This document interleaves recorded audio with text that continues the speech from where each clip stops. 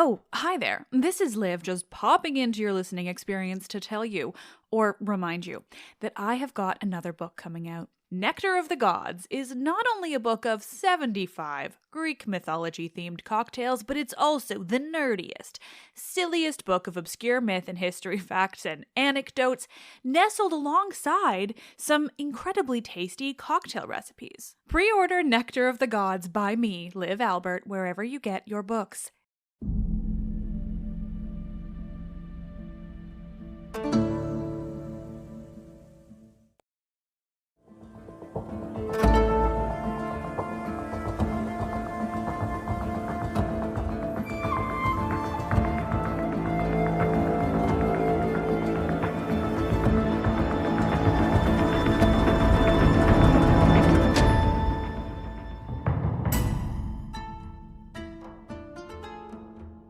Oh, hi, hello, and welcome to another episode of Liv Loves Reading Things Aloud. Truly fucking loves it. It's so fun.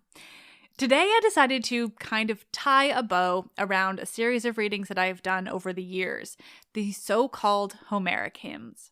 In the past, I've read to you the Homeric Hymn to Demeter, where most of the information about the abduction of Persephone and Demeter's search for her daughter comes from, and the Homeric Hymn to Hermes, where the best of all content ever comes from, Hermes as a baby going on a wild and crazy adventure through the Greek world, and the Homeric Hymns to Pythian and Delian Apollo, which tell stories of, yes, Apollo. And most recently, I've read to you the Homeric Hymn to Aphrodite, one of my favorites, which tells the story of Aphrodite and Anchises, and the concept of Aeneas, who fascinates me. Greek Aeneas fascinates me. Couldn't care less about Roman. Ha! I've also read some of the shorter hymns, just like here and there in relevant episodes, but I thought it would be nice to provide all of them to you here. The Homeric hymns are so incredibly interesting and insightful when it comes to just understanding the gods, the very concepts of them in Greek mythology. They're not all from the same time period, and they're certainly not all or at all written by the poet or poets that we now call Homer, but most of them come from not too long after or just generally around the time of those Homeric epics, and they are super important and really give so much detail and personality to the many gods. According to my beloved Theoi.com, most of the poems, including the longer ones that tell the full stories, like Demeter's search, Hermes and Apollo's cows, Aphrodite and her affair, date to around the 7th or 6th centuries BCE, so very old. Whereas a few of the shorter poems are Hellenistic, so much later. And they say that the hymn to Ares, interestingly, was probably composed in the Roman period. There are hymns to so many of the Olympian gods, and even mother goddesses like Gaia and heroes like Heracles. Some are just a couple of lines, others are longer, they're all beautiful. And so, as always, I'm just excited to read them.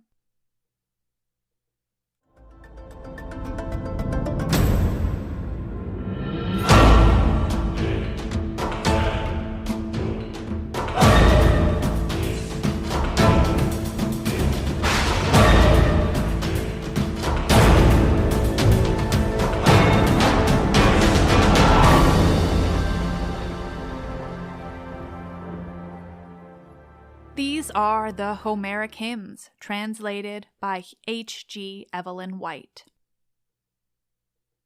To Aphrodite. I will sing of stately Aphrodite, gold-crowned and beautiful, whose dominion is the walled cities of all sea-set Cyprus. There the moist breath of the western wind wafted her over the waves of the loud moaning sea in sea foam, and there the gold-filleted hours welcomed her joyously. They clothed her with heavenly garments. On her head they put a fine, well-wrought crown of gold, and in her pierced ears they hung ornaments of orichalc and precious gold, and adorned her with golden necklaces over her soft neck and snow-white breasts, jewels which the gold-filleted hours wear themselves whenever they go to their father's house to join the lovely dances of the gods. And when they had fully decked her, they brought her to the gods, who welcomed her when they saw her, giving her their hands. Each one of them prayed that he might lead her home to be his wedded wife. So greatly were they amazed at the beauty of violet-crowned Cytherea. Hail, sweet-winning, coy-eyed goddess, grant that I may gain the victory in this contest and order you my song. And now I will remember you and another song also. To Dionysus.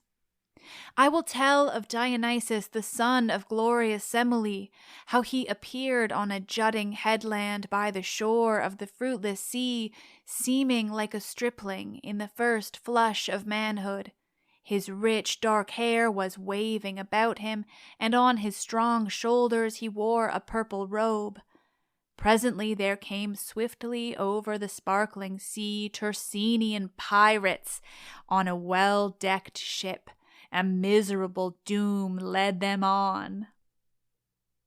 When they saw him, they made signs to one another and sprang out quickly, and seizing him straightway, put him on board their ship exultingly, for they thought him the son of heaven-nurtured kings. They sought to bind him with rude bonds, but the bonds would not hold him, and the withes fell away from his hands and feet, and he sat with a smile in his dark eyes. Then the helmsman understood all, and cried out at once to his fellows, and said, Madmen, what god is this whom you have taken and bound, strong that he is? Not even the well-built ship can carry him. Surely this is either Zeus or Apollo who has the silver bow, or Poseidon, for he looks not like mortal men, but like the gods who dwell on Olympus. Come then, let us set him free upon the dark shore at once. Do not lay hands on him, lest he grow angry and stir up dangerous winds and heavy squalls. So said he, but the master chid him with taunting words. Madman, mark the wind and help hoist the sail on the ship, catch all the sheets. As for this fellow, we men will see to him. I reckon he is bound for Egypt, or for Cyprus, or for the Hyperboreans, or further still. But in the end he will speak out and tell us his friends and all his wealth and his brothers, now that Providence has thrown him in our way. When he had said this, he had mast and sail hoisted on the ship, and the wind filled the sail, and the crew hauled taut the sheets on either side. But soon strange things were seen among them. First of all, sweet fragrant wine ran streaming throughout all the black ship, and a heavenly smell arose, so that the seamen were seized with amazement when they saw it. And all at once a vine spread out both ways along the top of the sail, with many clusters hanging down from it, and a dark ivy plant twined about the mast, blossoming with flowers, and with rich berries growing on it, and all the thole pins were covered with garlands. When the pirates saw all this, then at last they bade the helmsman to put the ship to land. But the god changed into a dreadful lion there on the ship in the bows, and roared loudly. Amidships also he showed his wonders, and created a shaggy bear, which stood up ravening, while on the forepeak was the lion, glaring fiercely with scowling brows. And so the sailors fled into the stern, and crowded bemused about the right-minded helmsman, until suddenly the lion sprang upon the master and seized him. And when the sailors saw it, they leapt out overboard and all into the bright sea, escaping from a miserable fate, and were changed into dolphins. But on the helmsman Dionysus had mercy, and held him back, and made him altogether happy, saying to him, Take courage, good. You have found favor in my heart. I am loud-crying Dionysus, whom Cadmus's daughter Semele bore out of union with Zeus. Hail, child of fair-faced Semele, he who forgets you can in no wise order sweet song. To Ares. Ares exceeding in strength, chariot-rider, golden-helmed, doughty in heart, shield-bearer, savior of cities, harnessed in bronze, strong of arm, unwearying, mighty with the spear, O defense of Olympus, father of warlike victory, ally of Themis, stern governor of the rebellious, leader of righteous men, sceptred king of manliness, who whirl your fiery sphere among the planets in their sevenfold courses through the ether, wherein your blazing steeds ever bear you about the third firmament of heaven. Hear me, helper of men, giver of dauntless youth, shed down a kindly ray from above upon my life, and strength of war, that I may be able to drive away bitter cowardice from my head and crush down the deceitful impulses of my soul. Restrain also the keen fury of my heart, which provokes me to tread the ways of blood-curdling strife. Rather, O blessed one, give you me boldness to abide within the harmless laws of peace, avoiding strife and hatred and the violent fiends of death. To Artemis. Muse, sing of Artemis, sister of the far shooter, the virgin who delights in arrows, who was fostered with Apollo. She waters her horses from meles deep in reeds, and swiftly drives her all-golden chariot through Smyrna to vine-clad Claros, where Apollo, god of the silver bow, sits waiting for the far-shooting goddess who delights in arrows. And so hail to you, Artemis, in my song, and to all goddesses as well. Of you first I sing, and with you I begin. Now that I have begun with you, I will turn to another song. To Aphrodite. Of Cytherea, born in Cyprus, I will sing. She gives kindly gifts to men. Smiles are ever on her lovely face, and lovely is the brightness that plays over it. Hail, goddess, queen of well-built Salamis and sea-girt Cyprus, grant me a cheerful song. And now I will remember you and another song also. To Athena. Of Pallas Athena, guardian of the city, I begin to sing. Dread is she, and with Ares she loves deeds of war, the sack of cities, and the shouting and the battle. It is she who saves the people as they go out to war and come back. Hail, goddess, and give us good fortune with happiness. To Hera. I sing of golden-throned Hera, whom Rhea bare. Queen of the immortals is she, surpassing all in beauty. She is the sister and the wife of loud-thundering Zeus, the glorious one whom all the blessed throughout high Olympus reverence and honor, even as Zeus who delights in thunder. To Demeter. I begin to sing of rich-haired Demeter, awful goddess of her, and her daughter lovely Persephone. Hail, goddess, keep this city safe and govern my song. To the mother of the gods. I, prithee, clear-voiced muse, daughter of mighty Zeus, sing of the mother of all gods and men. She is well pleased with the sound of rattles and of timbrels, with the voice of flutes and the outcry of wolves and bright-eyed lions, with echoing hills and wooded combes. And so hail to you in my song, and to all the goddesses as well. To Heracles, the lion-hearted. I will sing of Heracles, the son of Zeus, and much the mightiest of men on earth. Alcmene bare him in Thebes, the city of lovely dances, when the dark clouded son of Cronos had lain with her. Once he used to wander over unmeasured tracts of land and sea at the bidding of King Eurystheus, and himself did many deeds of violence and endured many.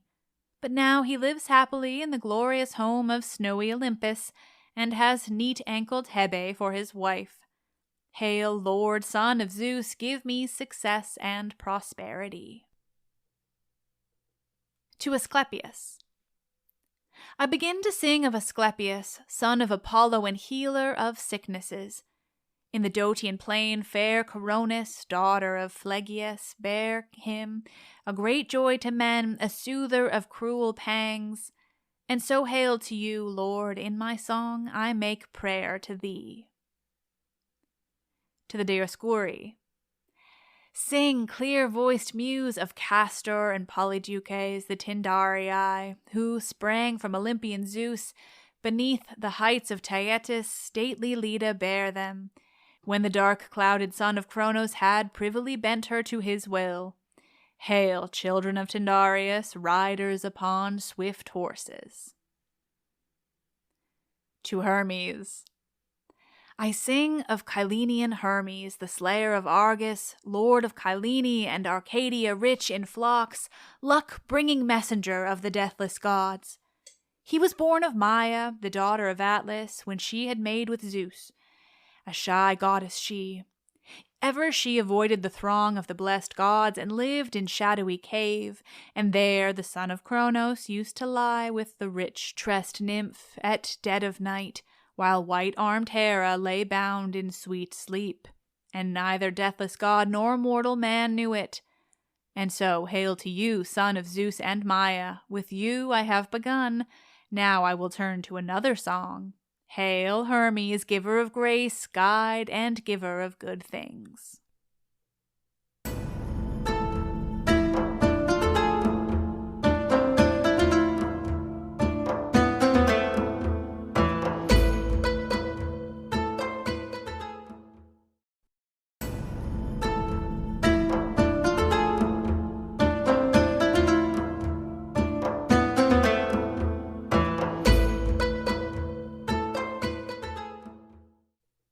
To Pan. Muse, tell me about Pan, the dear son of Hermes, with his goat's feet and 2 horns, a lover of merry noise. Through wooded glades he wanders with dancing nymphs who foot it on some sheer cliff's edge, calling upon Pan, the shepherd god, long-haired, unkempt. He has every snowy crest and the mountain peaks and rocky crests for his domain.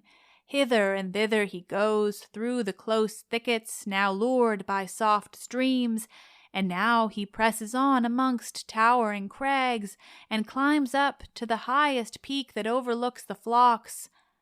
Often he courses through the glistening high mountains, and often on the shouldered hills he speeds along, slaying wild beasts, this keen-eyed god. Only at evening, as he returns from the chase, he sounds his note, playing sweet and low on his pipes of reed. Not even she could excel him in melody, that bird who in flower-laden spring, pouring forth her lament, utters honey-voiced song amid the leaves. At that hour the clear-voiced nymphs are with him, and move with nimble feet, singing by some spring of dark water, while echo wails about the mountain top. And the god on this side or on that of the choirs, or at times sidling into the midst, plies it nimbly with his feet. On his back he wears a spotted lynx pelt, and he delights in high-pitched songs in a soft meadow where crocuses and sweet-smelling hyacinths bloom at random in the grass. They sing of the blessed gods and high Olympus, and choose to tell of such an one as luck-bringing Hermes above the rest. Now he is the swift messenger of all the gods, and how he came to Arcadia, the land of many springs and mother of flocks. There where his sacred place is as god to Cyllene, for there, though a god, he used to tend curly-fleeced sheep in the service of a mortal man, because there fell on him and waxed strong melting desire to wed the rich-tressed daughter of Dryops. And there he brought about the merry marriage, and in the house she bore Hermes a dear son, who from his birth was marvellous to look upon, with goat's feet and 2 horns, a noisy, merry, laughing child. But when the nurse saw his uncouth face and full beard, she was afraid, and sprang up, and fled, and left the child. Then luck-bringing Hermes received him and took him in his arms, very glad in his heart was the god. And he went quickly to the abodes of the deathless gods, carrying the son wrapped in warm skins of mountain hares, and set him down beside Zeus, and showed him to the rest of the gods. Then all the immortals were glad in heart, and Bacchic Dionysus especially. And they called the boy Pan, because he delighted all their hearts. And so hail to you, Lord, I seek your favor with a song, and now I will remember you and another song also. To Hephaestus. Sing clear-voiced muses of Hephaestus, famed for inventions. With bright-eyed Athena he taught men glorious gifts throughout the world. Men who before used to dwell in caves in the mountains like wild beasts, but now that they have learned crafts through Hephaestus, the famed worker, easily they live a peaceful life in their own houses the whole year round. Be gracious, Hephaestus, and grant me success and prosperity. To Apollo. Phoebus, of you even the swans sing with clear voice to the beating of his wings as he alights upon the bank by the eddying river Peneus. And of you the sweet-tongued minstrel, holding his high-pitched lyre, always sings both first and last.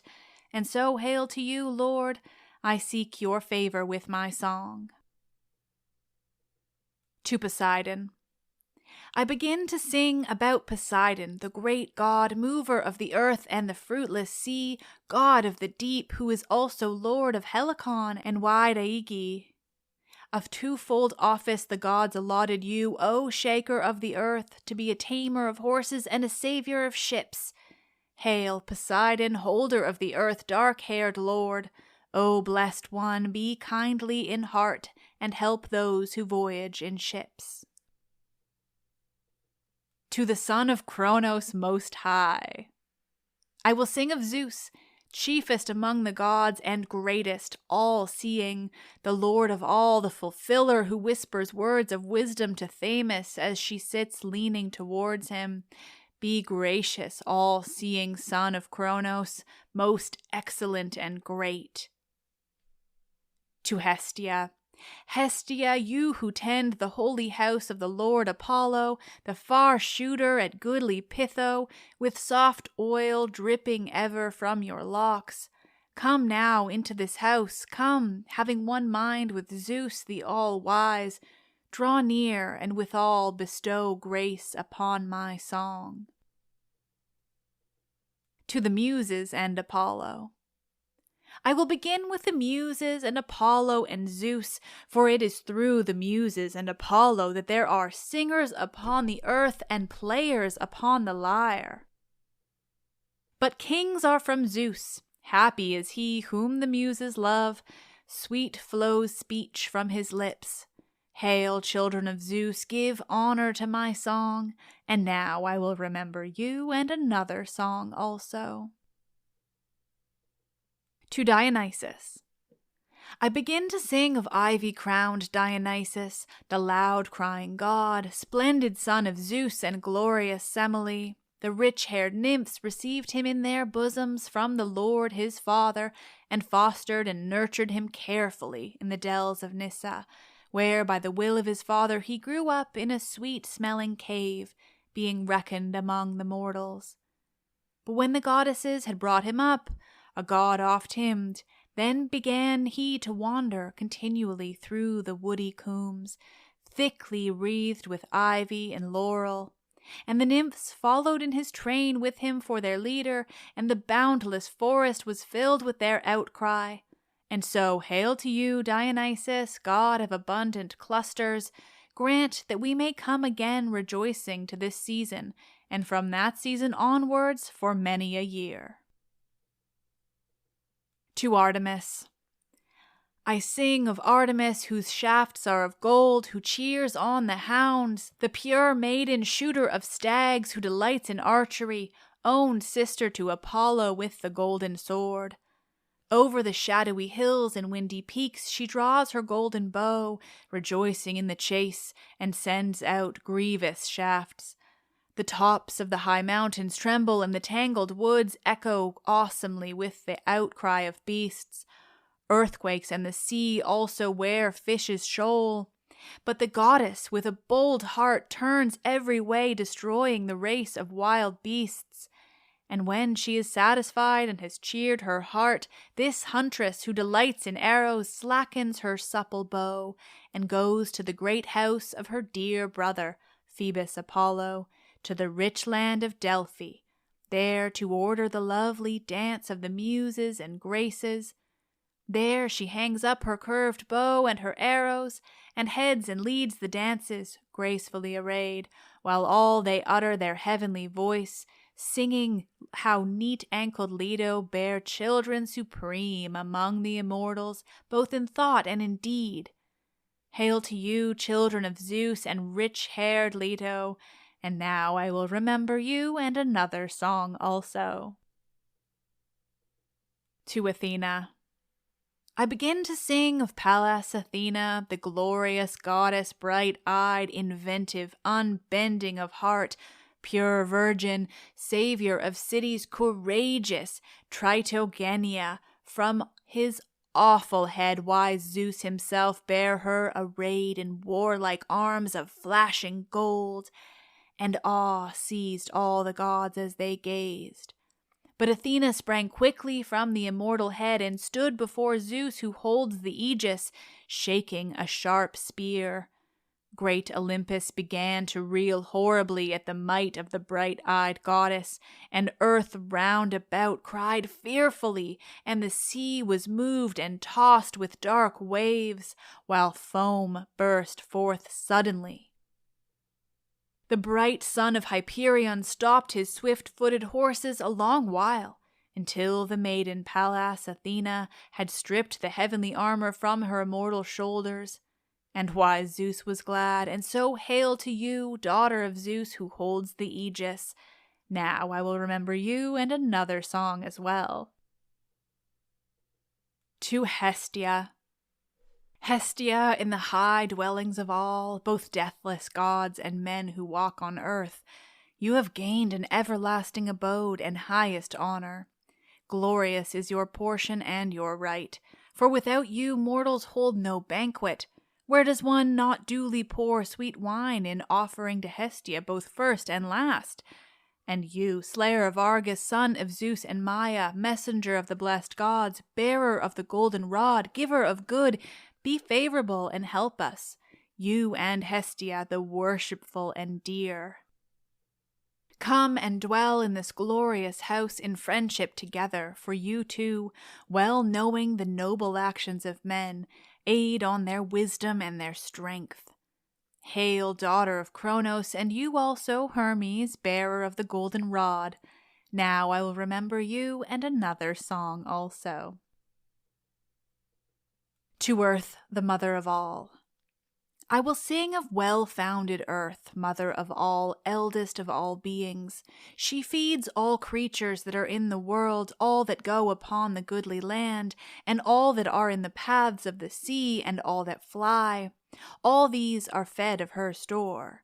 Through you, O Queen, men are blessed in their children and blessed in their harvests, and to you it belongs to give means of life to mortal men and to take it away.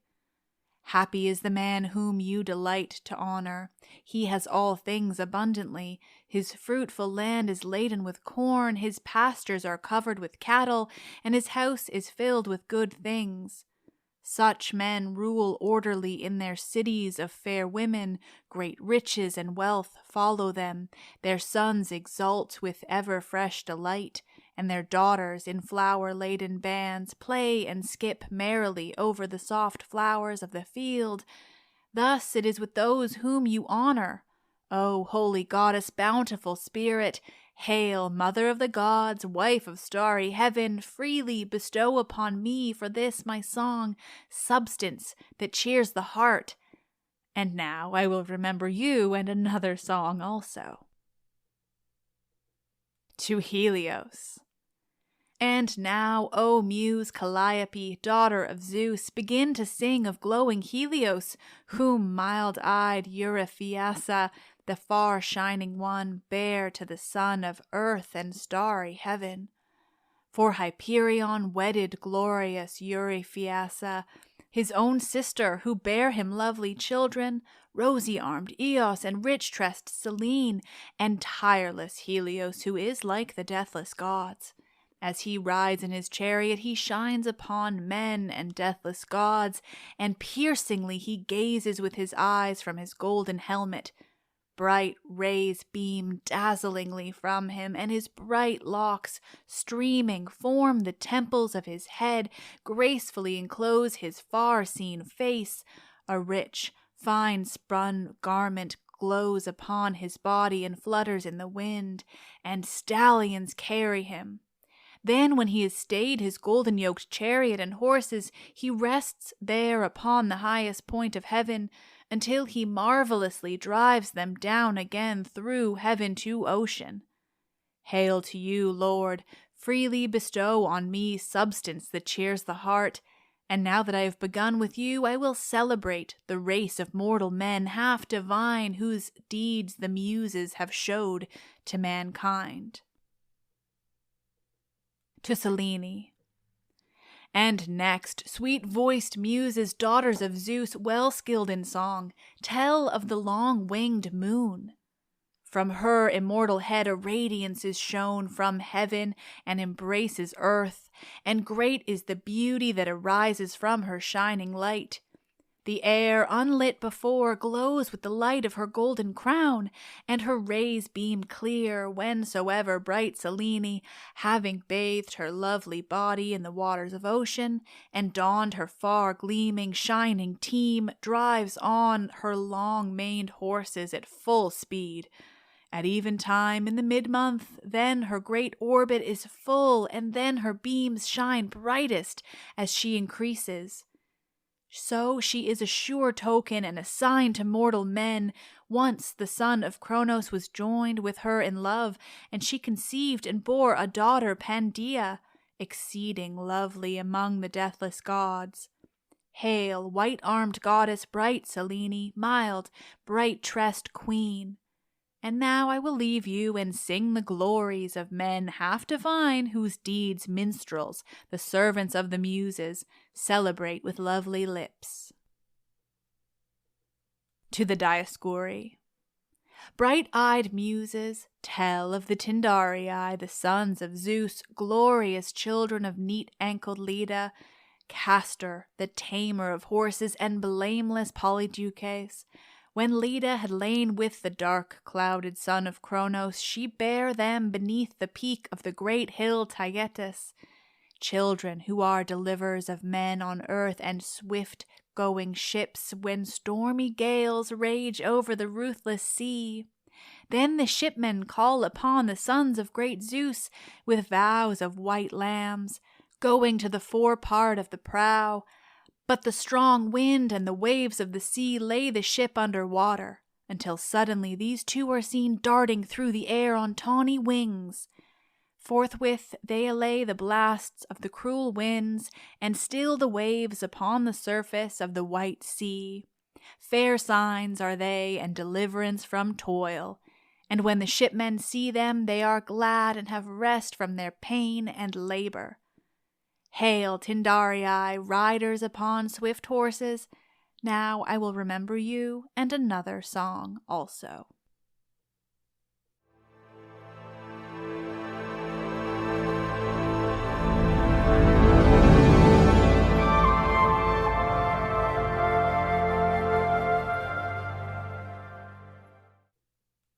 Nerds, as always, thank you so much for listening.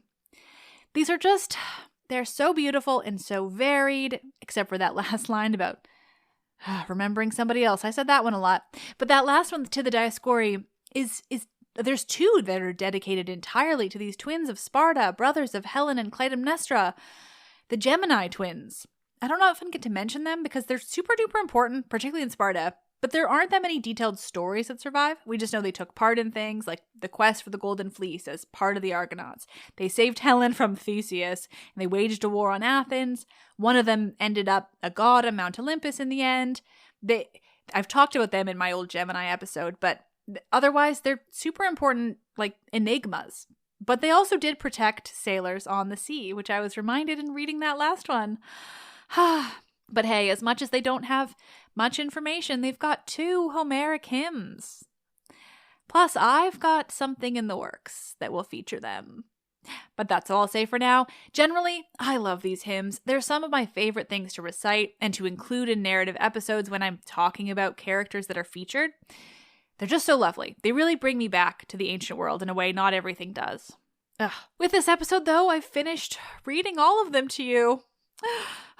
Still, don't think you won't hear one now and again when I talk about gods that have a hymn dedicated to them. I just love them too much. Let's Talk About Myths, Baby is written and produced by me, Liv Albert, Michaela Smith. God, she handles so many things. A queen. From running the YouTube to creating promotional images and videos to editing and research, it's endless. The podcast is hosted and monetized by Acast. Thank you all, as always. Maybe leave a 5-star review. That'd be cool. You're all the absolute best. I am Liv, and I love this shit just so much.